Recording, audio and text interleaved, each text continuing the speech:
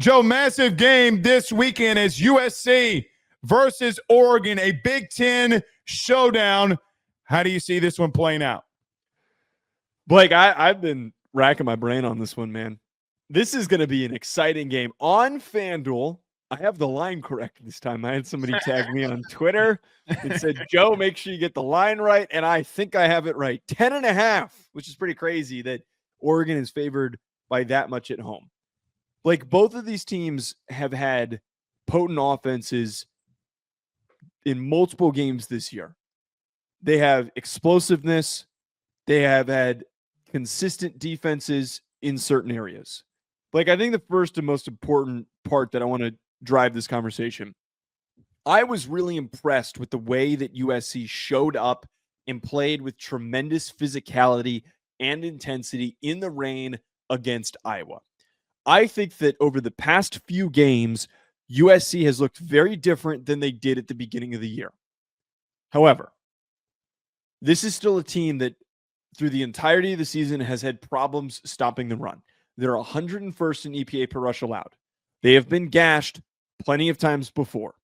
And I look at this Oregon squad, Blake, and I think that the first driving point with how this game plays out is the fact that Oregon has figured out their new identity. Their new identity is running the rock. They've got a three-headed monster with three very different style of runners that are all producing at the current moment. Yes. To step into this game running the ball the way that they are, going up against this USC defense, this run defense that has had issues throughout the year, is where I have fear for the Trojans and belief that Oregon is going to be able to set the tone early. USC has not been great on the road this season, and I think that's pretty fair to say. Their toughest battles this year, whether it be Nebraska or whether they, we talked about this when it happened, you're waking up early, time zones ahead in Illinois, and you get beat there. Joe, they haven't played great on the road, but the thing about not playing great on the road is you're going into Nebraska and you're going into Illinois. You're on the same West Coast. Now, it would appear that rain yet again may play a factor in a USC game here. And I wonder, will the real Oregon Ducks show up?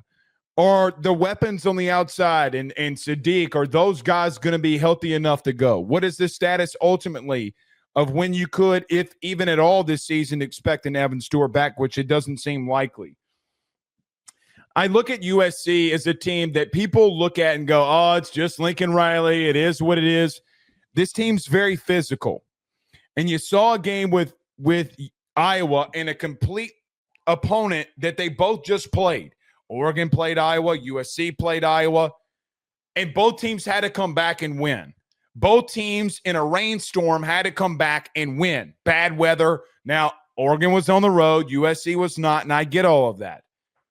My question becomes, can USC finally put it all together on the road? We can talk about Mekhi Lemon. We can talk about the wide receivers or lack thereof for Oregon. We can talk about all these different things. What USC team shows up to start off with?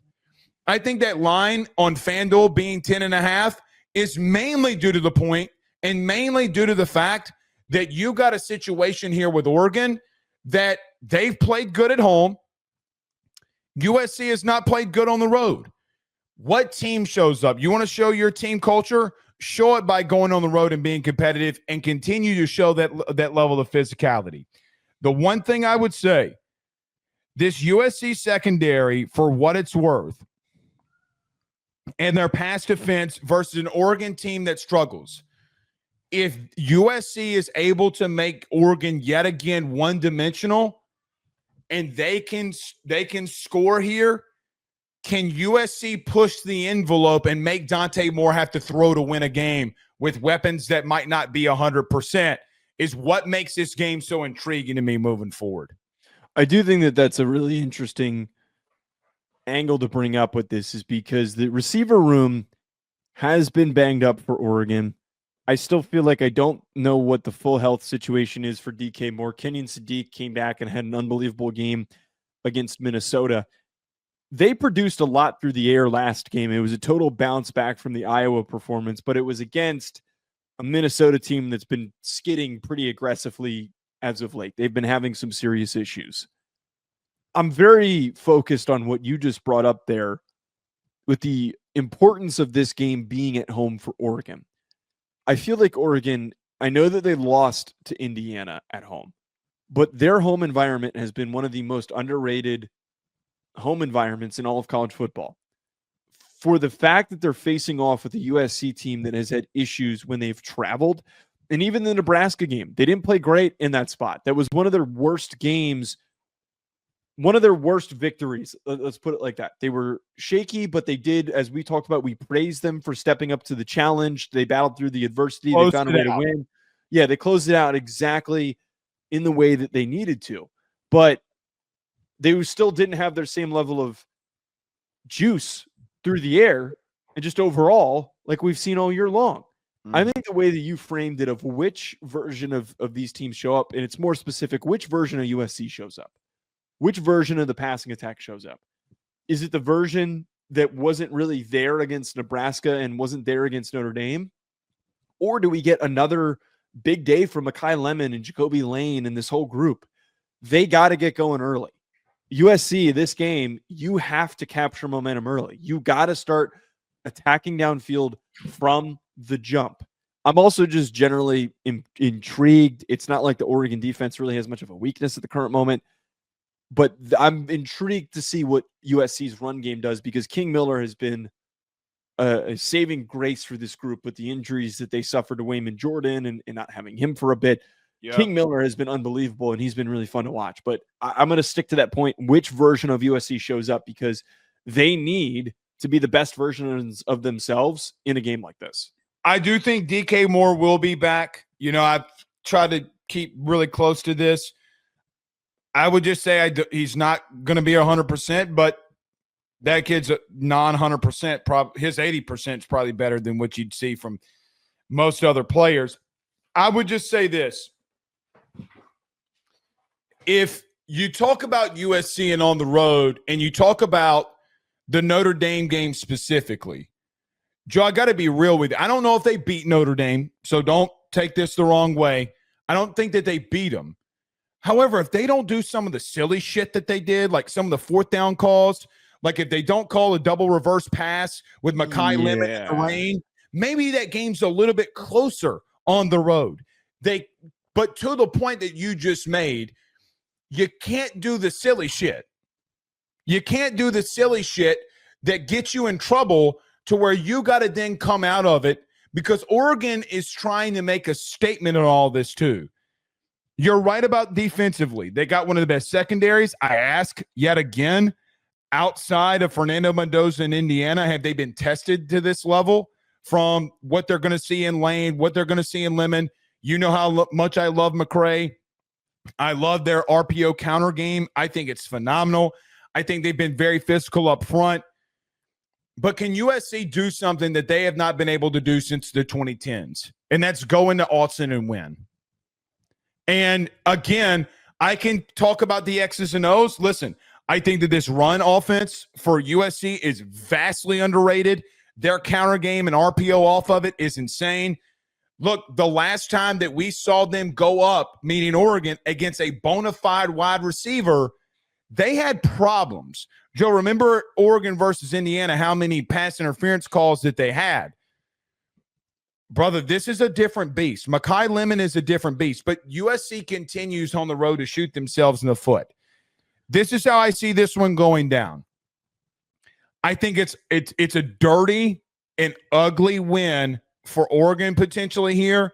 I'm going to need to see USC find a way on the road to play cleaner before I trust them going on the road and winning. I think it's just look, again, we come in here and we talk about this matchup versus that matchup. Yeah. I've tried to get away from mentally in saying that I got to see USC on the road, but Joe, it's really I got to see it, because if this were in LA, I think it'd be more of a dogfight, but I just got to see this team perform. That's a fair point. The road environment kind of, again, makes this projection like moderately tricky. I think that the biggest key here is that you do have a roadmap for beating Oregon and also at home.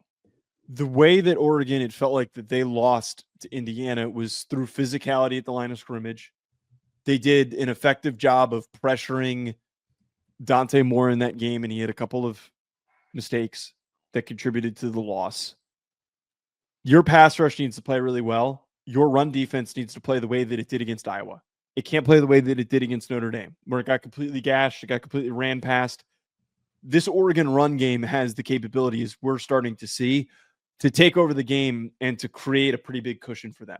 Here's my biggest thing, though, with USC. Which, by the way, their run defense has not been great at USC. They're 62nd in the country in run defense. Right. That's my point. The one bit with this is always, and the reason why I've respected USC to this point, it's just like how we saw Texas A&M surge back from a big deficit. I'm not projecting that USC goes down by 27 and they come back on Oregon. Having as much speed at receiver as they do and having the ability and willingness to take shots downfield enables them to get back into a game if they do go down by 2 or 3 scores. There is a real chance this game ends up being close. I would feel pretty strong about USC covering that 10.5 point spread, but we'll see how this thing transpires if Oregon just sets the tone and locks this thing down from the jump. We'll see. I think it's an intriguing game. I'm still going to take Oregon. I don't know about big I don't spread. know about, it's a pretty big spread. All right.